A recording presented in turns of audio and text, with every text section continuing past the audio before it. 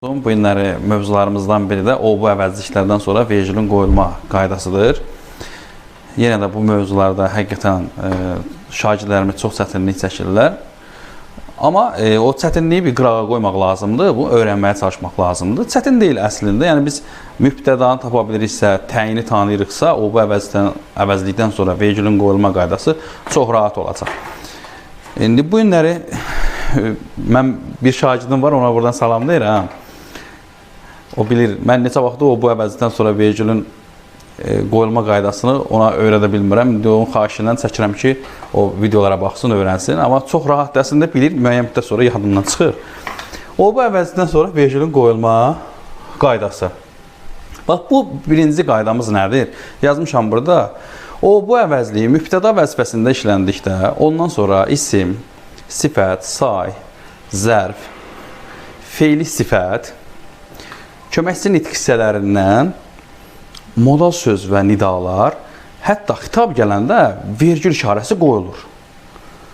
Baxın, demək, mübtəda vəzifəsində işlənməlidir. Mübtəda vəzifəsində işlənəndən sonra, ondan sonra nə olmalıdır? İsim, sifət, say, zərf, feili sifət, köməkçi nitq hissələrindən modal söz, nida. Modal söz, nida niyə? Modal söz, nida cümlənin ortasında gəldikdə, onun onsuz da hər iki tərəfindən vergül qoyulur. Onun mübtəda vəzifəsində işlənib işlənməməsindən asılı deyil. Çünki modal söz cümlədə gələrsə, modal sözdə durğu işarələri qaydası var. Modal söz cümlənin əvvəlində gələrsə, ondan sonra vergül qoyulur. Ortada gəldikdə hər iki tərəfdən vergül qoyulur. Sonunda gəlsə, ondan əvvəl vergül qoyulur. Həmin qaydaya görə o bu əvəzlikdə mübtəda vəzifəsində işlənərsə, ondan sonra bu nitq hissələri gələrsə, vergül qoyulur. Məsələn, baxırıq, deyirəm, o rəfdən bir kitab götürdü. Nə etdi? Götürdü. Kim götürdü? O. Mübtəda vəzifəsində işləndi mi? İşləndi. İndi yenidən baxıram, görüm ondan sonra gələn nitq hissəsi nədir? Rəf, isim. Demək, vergül qoyulacaq. İkinci nümunəmizə baxırıq, o 5-ci sinifdə oxuyur. Nə edir? Oxuyur. Kim oxuyur? O. Mübtədamızı tapmışam, o əvəzli mübtəda vəzifəsində işlənib. Burada da yazmışam, mübtəda vəzifəsində işlənəndən sonra, özündən sonra isim, sifət, say, zərf gələrsə vergül qoyulur. Baxırıq ki, 5-ci say gəlibdir. Say gəlibsə demək nədir? Vergül qoyulacaq. O yaxşı adamdır. Adamdır. Kim? O mübtəda vəzifəsində işləndi. Həqiqətən də yaxşı sifəti gəlib. Demək vergül qoyulacaq. O irəliyə getdi. Nə etdi? Getdi. Kim getdi? O getdi. Özündən sonra nitq hissəsi olaraq nə gəlib? Zərf gəlib. Mübtəda vəzifəsində işlənib. Demək ondan sonra vergül qoyulacaq. Modal söz nida gələrsə, dedim, vergül qoyulur. Məsələn, o şübhəsiz məni tanıdı, nə etdi, tanıdı. Kim? O. Modal söz cümlənin ortasında gəldiyinə görə hər iki tərəfdən vergül işarəsi qoyulur. O bu əvəzliyi təyin vəzifəsində işlənərsə, ümumiyyətlə vergül qoyulmur. O bu əvəzliyi təyin vəzifəsində işləndikdə, ümumiyyətlə vergül qoyulmur. Yəni isə orada baxmırıq, isim gəlib, sifət gəlib, say gəlib, bizə orada lazım deyil. Əgər ki, o və bu əvəzliyi təyin vəzifəsində işləndirsə, konkret olaraq vergül qoyulmur. Yəni, bu başqa yolu yoxdur. O kitab mənim xoşuma gəldi. Nə etdi? Xoşuma gəldi, nə? Kitab. Hansı kitab? O kitab təyin vəzifəsində işləndi. Ondan sonra vergül işarəsi qoyulmayacaq. Digər variantlarda da, yəni bu tərəfdə vergül qoyulur, digər variantlarda isə vergül işarəsi qoyulmur. Davamı olaraq onu deyim ki, o bu əvəzlik kim nə sualına cavab verərsə, ondan sonra feil, əvəzlik, köməkçi nitq hissələri. Burada köməkçi nitq hissələri modal söz və nida istisna olmaqla da. Çünki mən köməkçi nitq hissələrini dedim, axı modal söz nida gələrsə, o bu əvəzdən sonra vergül qoyulur.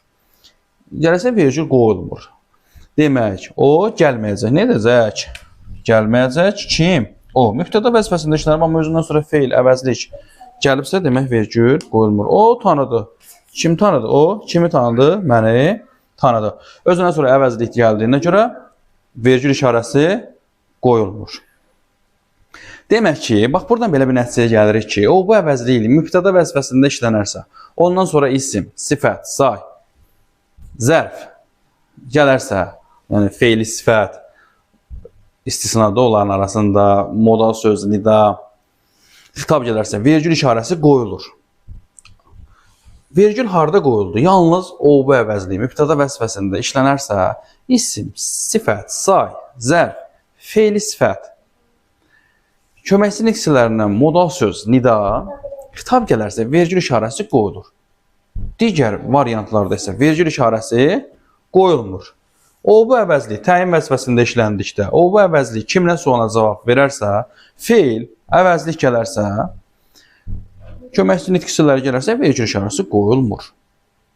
O bu əvəzliyindən sonra bir məqamda sizə qeyd edeyim. O və bu əvəzliyi bəzən vergül işarəsi qoyula da bilər, qoyulmaya da bilər. Yəni iki cür düşünülə bilər.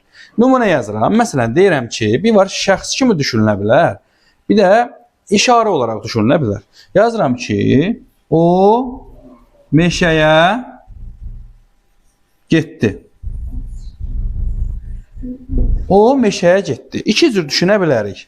Bir var işarə əvəzliyi kimi düşünə bilərik. O meşəyə getdi. Getdi.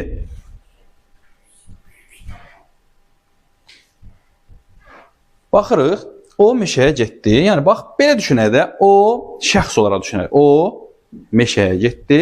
İndi gəlin işarə məqsədindən düşünək. Deyirik ki, o meşəyə getdi. Yəni, işarə edirik. İşarə məqsədindən işlənir. Əgər işarə məqsədilə işlənirsə, vergül işarəsi qoyulmur. Amma şəxs mənasında işlənərsə, vergül işarəsi qoyulacaq. O bu əvəzliyin vergülün qoyulması qaydası haqqında bu qədər. Bilmədiyiniz olarsa, rəylərdə zəhmət olmasa qeyd edin. Bizdə o məqamlar sizə çatdıraq. Sağ olun, özünüzə yaxşı baxın.